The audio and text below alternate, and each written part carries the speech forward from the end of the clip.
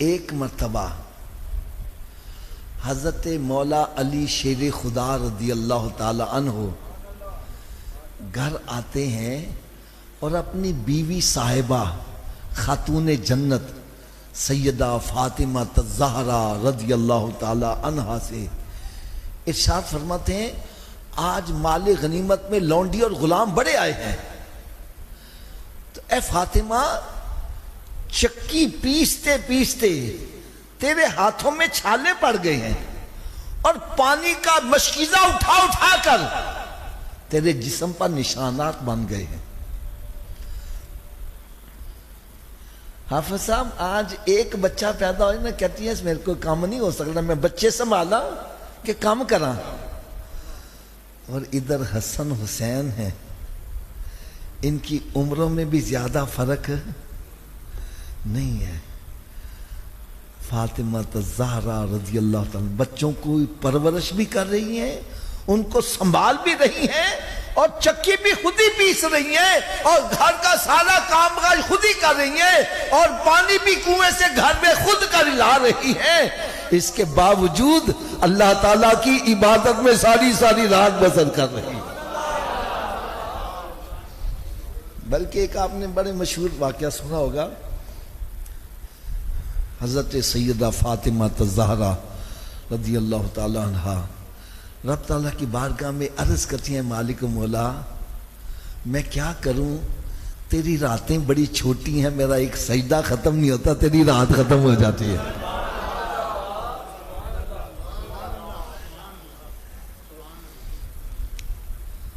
حضرت علی رضی اللہ تعالیٰ عنہ ارشاد فرماتے ہیں جاؤ جا کے تو بھی کوئی لونڈی اور غلام لے کر آ جاؤ تاکہ کام کاج میں تیرے سہولت ہو جائے۔ آئے ساڑھ کو کچھ آئے سب تو پہلے اسی تیاں پہنا اپنے بیٹیاں نو نوازنے انہوں گڈیاں لے کے دینے ہیں۔ ادھر دیکھو حضرت فاطمہ الزہرا رضی اللہ تعالی عنہا سرکار کی بارگاہ میں حاضر ہوتی ہیں، اور میرے آقا صلی اللہ علیہ وسلم اللہ کی عطا سے دلوں کے بھید بھی جانتے ہیں۔ اس سے پہلے کہ وہ کچھ عرض کرتی میرے آقا صلی اللہ علیہ وسلم نے ارشاد فرمایا فاطمہ میں تجھے کوئی ایسی شے عطا نہ کروں جو لونڈی اور غلام سے بہتر ہو۔ یا رسول ضرور بتلائیں۔ فرمایا نماز کے بعد 33 مرتبہ سبحان اللہ، 33 مرتبہ الحمدللہ اور 34 مرتبہ اللہ اکبر پڑھ لیا کر، یہ لونڈی غلام سے بہتر ہے۔ حضرت صاحب میری بات بڑی توجہ سے سنا، آج اگر میرے پاس کوئی بندہ آ جائے حافظ صاحب مجھے 1 لاکھ روپیہ چاہیے، میں اسے کہوں یار تو جا کے تسبیح پڑھیا کر، انہیں باہر نکل کے پتہ کیا نام ہے یار پیسے نہیں دینے سے اجرت نہ کردہ،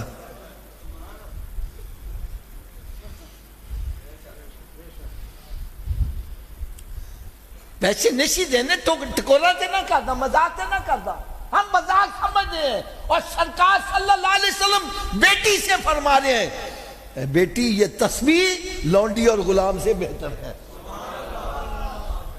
اور سرکار کا فرمانا حق اور سچ پر مبنی ہے۔ بہتر کیوں ہے؟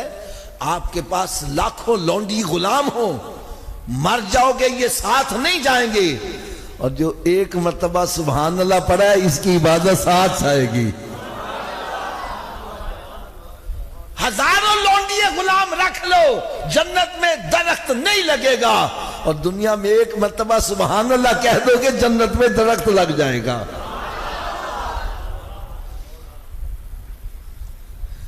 میرے آقا صلی اللہ علیہ وسلم نے اپنی اولاد کی تربیت اس طرح کی ہے، یہ گھروں میں فاقے تھے، یہ کوئی مجبوری نہیں تھی، اختیاری تھی۔ سرکار صلی اللہ علیہ وسلم نے اسی کو اختیار کیا، اسی کو پسند فرمایا، ورنہ سرکار صلی اللہ علیہ وسلم کے پاس کس شے کی کمی ہے؟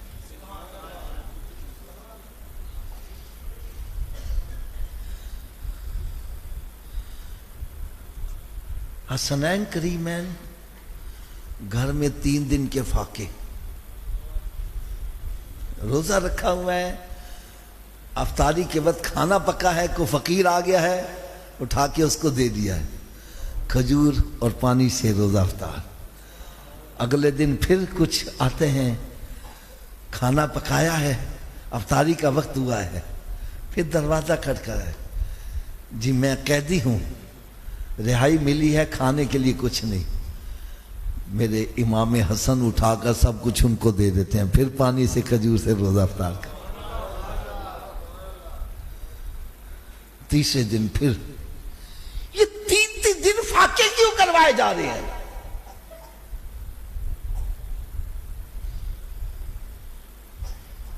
تین دن فاقے کیوں کروائے جا رہے ہیں؟ فرمایا اس لیے کہ جس نے کبھی فاقہ برداشت نہ کیا ہو، ایک دن تھوڑی تکلیف آ جائے، لکھ کے دیتا میرا اس پارٹی سے کوئی تعلق نہیں ہے. نہیں سمجھ لگی بات؟ جو اے سی میں رہنے والے ہوں، ارے ان کو تھوڑی دیر تکلیف پہنچے وہ کہتے ہیں ہاتھ کھڑے نے، جو کہو انجی کر لینے ہیں. جیسا بیان کہندے ہو دے دینے ہیں. ادھر تین دن فاقے کروائے جا رہے ہیں، اس لیے کہ میرا حسین میدان کربلا میں 3 دن فاقے سے ہوگا، اور پھر بھی یزید کے آگے ہاتھ نہیں کھڑا کرے گا، ڈٹا رہے گا.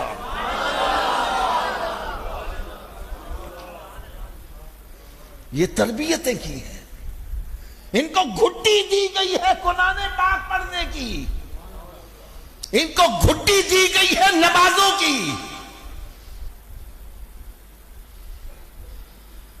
ان کی تربیت کی گئی ہے.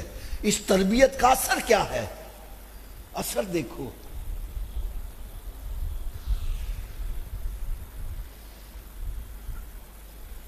میرے امام کو قرآن سے اتنا پیار، اتنا پیار، اتنا پیار کہ سر تن سے جدا ہے اور سر نیزے کی نوک پر ہے، اور حسین کے لب ہل رہے ہیں گویا حسین کا سر تن سے جدا ہے، حسین پھر بھی قرآن پڑھ رہا ہے. یہ تربیت ہے. آج ہم بچوں کی تربیت ہی انگریزی کرتے ہیں، ان کو فزکس کیمسٹری کے ساتھ محبت پیدا کرتے ہیں. میں اس کا مخالف نہیں ہوں، لیکن میں مخالف کس چیز کا ہوں؟ بچہ ڈاکٹر بن گیا، انجینئر بن گیا ہے، اور اس کو غسل کا طریقہ نہیں آتا. حضرت جی میں صحیح کہہ رہا غلط کہہ رہا ہوں؟ ہمارے حکمران سورہ اخلاص یاد نہیں ہے. جس کو سورہ اخلاص یاد نہیں وہ دین کا کیا کام کرے گا؟ جو عیاشی فحاشی میں پڑے ہوئے ہیں، جو پیدا ہوئے سونے کا چمچہ منہ میں لے کر، وہ دین کے لیے قربانی کیا دے گا؟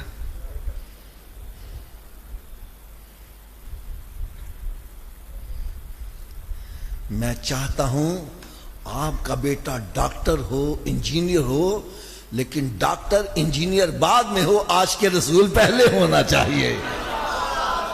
وہ نمازی بھی ہونا چاہیے، وہ حافظ قرآن بھی ہونا چاہیے، وہ عالم دین بھی ہونا چاہیے، تاکہ کل کو جس سیٹ پر بھی بیٹھے میرے آقا کے دین کا جھنڈا بلند کرتا نظر آئے.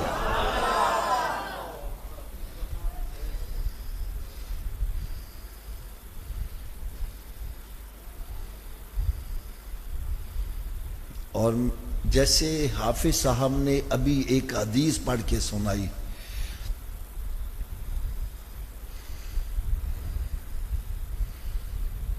کہ جو بندہ حافظ قرآن ہوگا، باعمل ہوگا، قیامت کے روز اس کے والدین کے سر کے اوپر نور کا تاج رکھا جائے گا. ذرا بات میری بڑی توجہ سے سننا. حضرت صاحب آپ کا بیٹا پی ایچ ڈی کر جائے، آپ کا بیٹا M P A M N A بن جائے، آپ کا بیٹا پریزیڈنٹ آف پاکستان بن جائے، آپ کا بیٹا وزیر اعظم بن جائے، آپ کے سر پر قیامت کے روز تاج نہیں رکھا جائے آئے گا، ارے تاج اسی کے سر پہ آئے گا جس کا بیٹا حافظ قرآن بنا ہوگا۔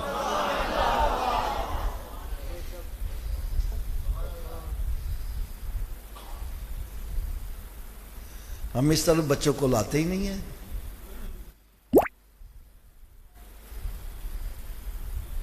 دین کو ہم کیا دے رہے ہیں؟ یتیم بچے، حافظہ میری بات کا برا نہ مانو، ڈسیبل بچے دین کے لیے، اور میرے آقا نے ارے حسن و حسین کو دین کی خاطر پیش کیا ہے۔ میرے حسین نے علی اکبر جیسے جوان، اور جن کو دیکھ کر سرکار کا دید ہو جایا کرتی تھی، ہم شکل مصطفیٰ دین کے لیے قربان کیے ہیں۔ یہ تربیت ہے۔ آج ہم تربیت ہی نہیں کرتے۔ یوم حسین کے اوپر دو چار واقعات رونے رلانے والے سنائے، لنگر کھادا تے مچھن اتار دینے آ گئے، اور خدا کے لیے یہ تو دیکھو میرے حسین کی قربانی سے ہمیں سبق کیا ملا ہے، کیونکہ یہ انعام یافتہ ہیں۔ ان کے نقش قدم پر چلو گے تمہارے اور بھی رب کا انعام ہو جائے گا۔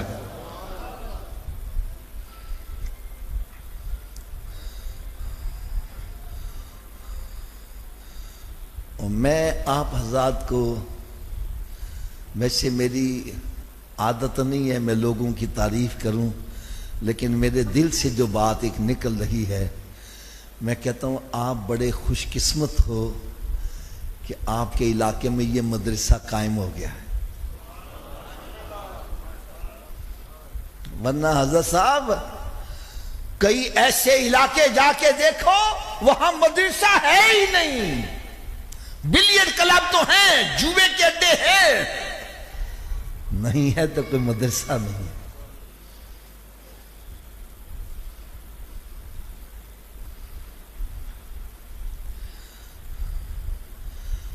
اب میں آپ سے ایک عرض کروں گا، یہ اتنا بڑا جو مدرسہ بنایا گیا ہے، اس کو ویران ہونا چاہیے کہ آباد ہونا چاہیے؟ سب کی آواز نہیں آ رہی۔ اچھا آباد ایسے ہی ہوگا نا کہ ہم اپنے بچوں کو اسکولوں میں داخل کروا دیں اور یہ مدرسہ آباد ہو جائے گا، ایسے ہی آباد ہوگا نا جی۔